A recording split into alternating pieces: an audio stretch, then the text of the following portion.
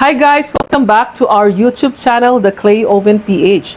So for today's video naman, we are going to cook Filipino caldereta. Pero this time, ang gagamitin ko muna is pork ribs. So start na tayo. This is by the way a secret recipe of my father, Kapampangan Alberto Sicat.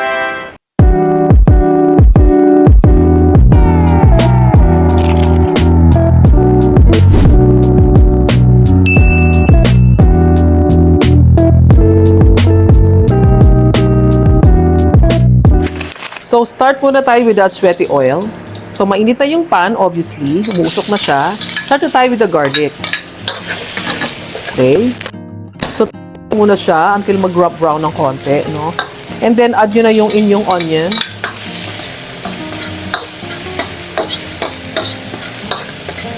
So, ito na yung ating pork ribs. Yan. So, medyo matagal ito maluto, guys, kasi ano to matigas it's a pork ribs, no? So, kailangan slow cook lang natin siya and sasubmerge natin siya mamaya sa water. Pakukuluan natin.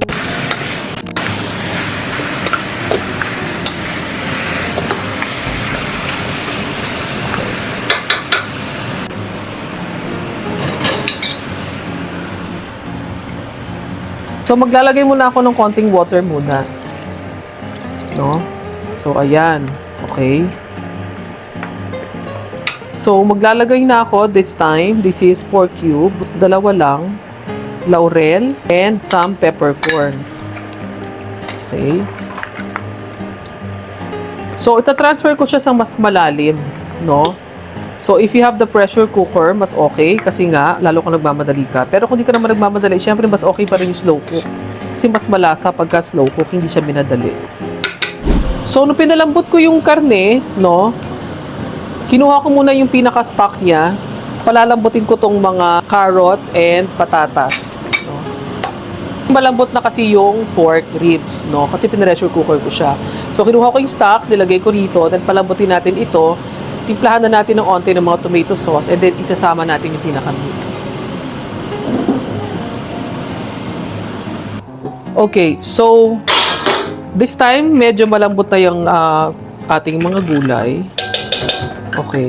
Pero guys, kung hindi nyo siya pinressure cooker, you can actually, pwede mo na lang isama yung mga vegetables mo dun sa mismong meat.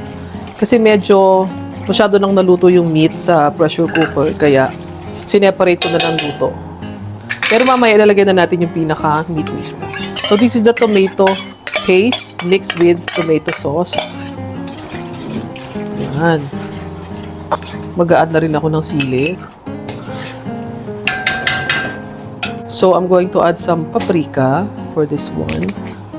Pwede kayo mag-add pa ng chilies, guys, So, ito na yung ating pinalambot na pork ribs. So, sobrang lambot na nga niya. This one, i-coat natin siya ng pinaka-sauce niya. Ayan. So, dahan-dahan ka na lang sa paghalo kasi nga dahil malambot na nga yung karne. Nandiyan naman din ang lasa niya kasi andyan din yung pinaka-stock niyan I-reduce lang natin. You can add some seasoning as you wish. And adjust natin mamaya ng pepper, ng salt, ganyan.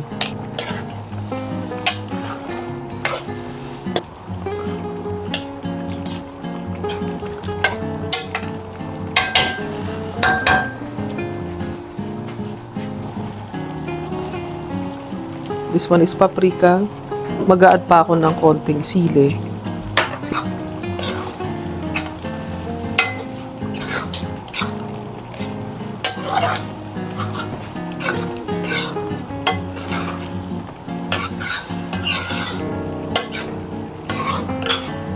So, pang finale natin, maglalagay tayo ng kakanggata. Ang sarap. Tapos maglalagay pa ako ng labuyo kasi hindi siya maanghang Gusto ko maanghang.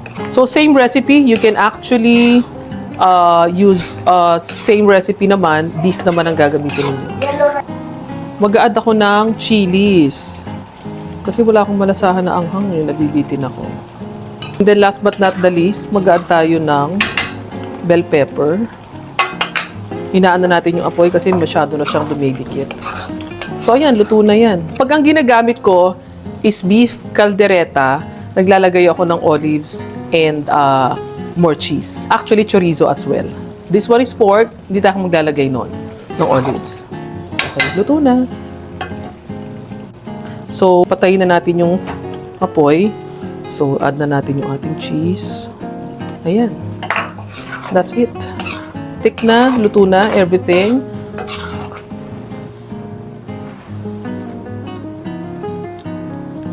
Sarap.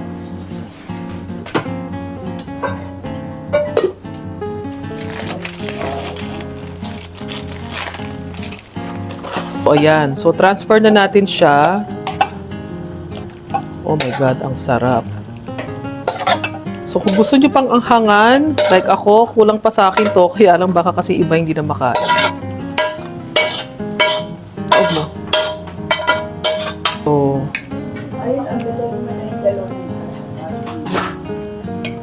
ang ating napakalambot.